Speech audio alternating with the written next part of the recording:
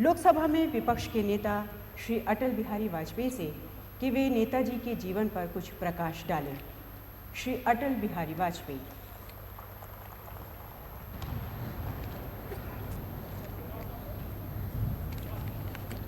महामहिम राष्ट्रपति जी, आदरणीय श्रीमती विमला शर्मा, माननीय उपराष्ट्रपति जी, माननीय प्रधानमंत्री जी,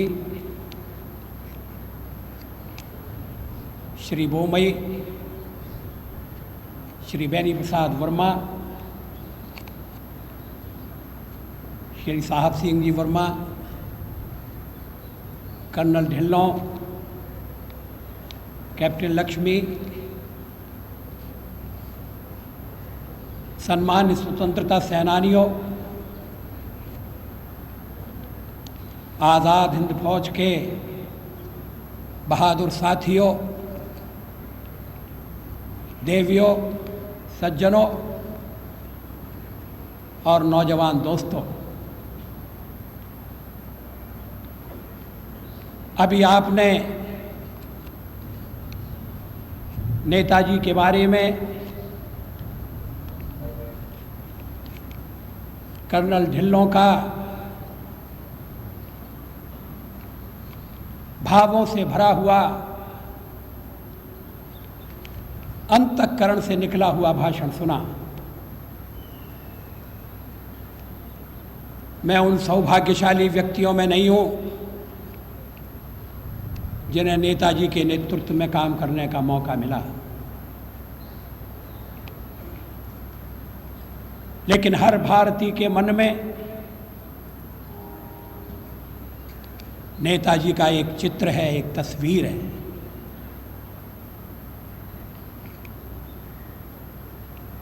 एक ऐसे व्यक्तित्व की, ऐसे कृतित्व की तस्वीर है जो अपनी शताब्दी का एक अनूठा और अद्वितीय जननायक था।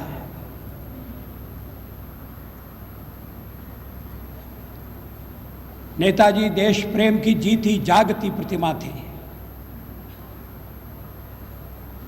व्यक्तिगत जीवन के सुखों को,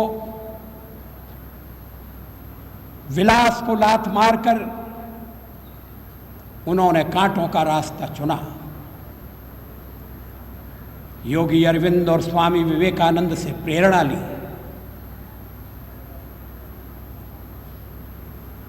उन्होंने साधना का, संघर्ष का, बलिदान का रास्ता अपनाया। ज्यों-ज्यों वक्त बीतता जाएगा, नेताजी की विमल यश पताका भारत के नीले आकाश में और भी ऊंची फहराती जाएगी। उनके विरोधी आज उनके प्रशंसक हैं। आलोचक नेताजी का लोहा मान रहे हैं। प्लानिंग कमीशन द्वारा आर्थिक नियोजन संबंधी नेताजी के विचारों का प्रकाशन इसका संकेत है। मैं इसके लिए प्लानिंग कमीशन को बधाई देना चाहता हूं।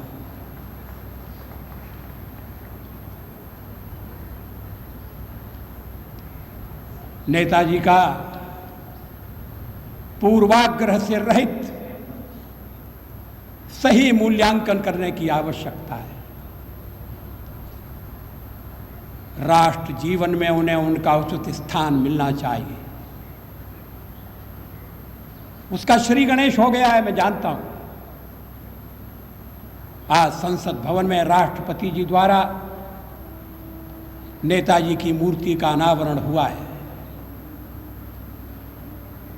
अब साल भर यह आयोजन चलेगा। मुझे विश्वास है कि नेताजी का जीवन उनका बलिदान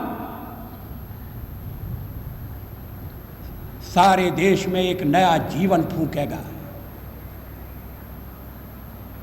वैसे तो नेताजी का सारा जीवन प्रेरणादायक प्रसंगों से भरा हुआ है, मगर कुछ प्रसंग ऐसे हैं जो बार बार दिल के दरवाजे पर दस्तक देते हैं।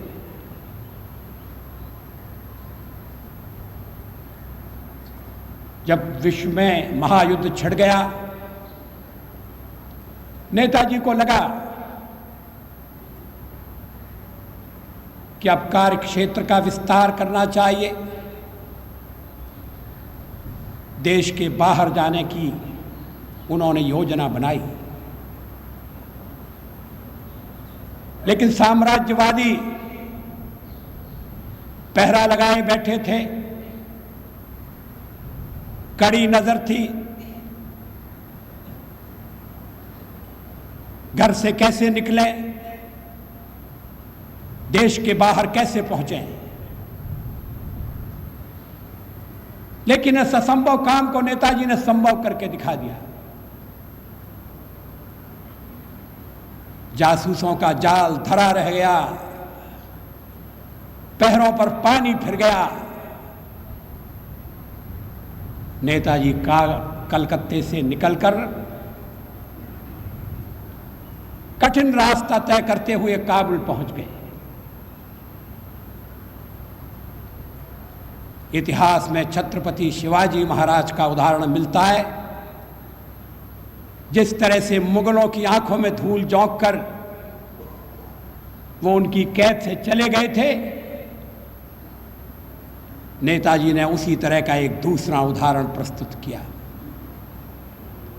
कर्नल ढिल्लों ने उनकी आगे की यात्रा का वर्णन किया है। जान पर खेलकर नेताजी ने स्वतंत्रता की मशाल को विदेशों में जलाया।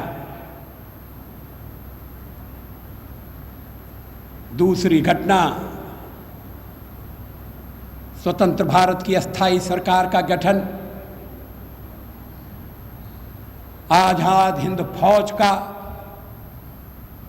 संगठन। अभी हमने नेताजी के शब्द सुने। उन्होंने विदेशों में बसे हुए भारतीयों में देशभक्ति फूंकी, भारतीय सेना को स्वतंत्रता के लिए लड़ने वाली सेना में बदल दिया।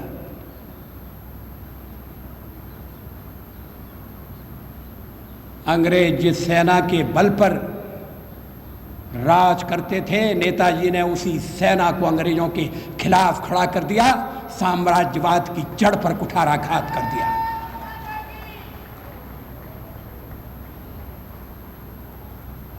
नेताजी की बड़ी इच्छा थी कि लाल किले पर, स्वतंत्र भारत में लाल किले पर तिरंगा फहराया जाए। उन्होंने दिल्ली चलो का नारा दिया था। आज लाल किले पर तिरंगा फहरा रहा है, पिछले 50 साल से फहरा रहा है। जब जब लाल किले पर 15 अगस्त को तिरंगा फहराया जाएगा, जब जब प्रधानमंत्री राष्ट्र को संबोधित करने के बाद जय हिंद का जय घोष पुनरुच्चारित करेंगे, जब जब करोड़ों कंठों से जय घोष मंत्र बनकर, नारा बनकर गूंजेगा, तब तब नेताजी को हम अपने आसपास यहीं कहीं पाएंगे। नेताजी हमसे दूर नहीं जा सकते। नेताजी हमारे हृदयों में बैठे हुए हैं।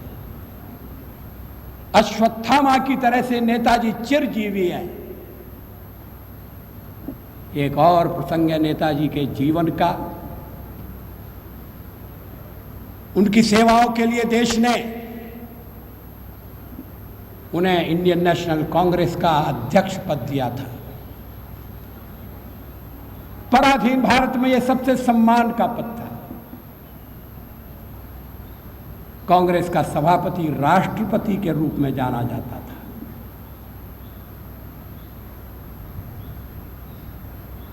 नेताजी ने हरिपुर में कांग्रेस की अध्यक्षता की। उनका भाषण एक महत्वपूर्ण दस्तावेज है। राजनीति और विज्ञान का सहयोग ये नेताजी चाहते थे। ब्रिटिश साम्राज्यवाद के विरुद्ध और सभी साम्राज्यवादों के खिलाफ नेताजी एक संयुक्त मोर्चा बनाने के लिए प्रयत्नशील थे।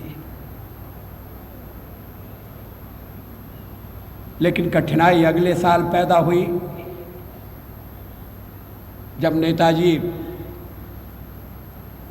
फिर से कांग्रेस अध्यक्ष के निर्वाचन के लिए खड़े हुए। प्रामाणिक मतभेद थे।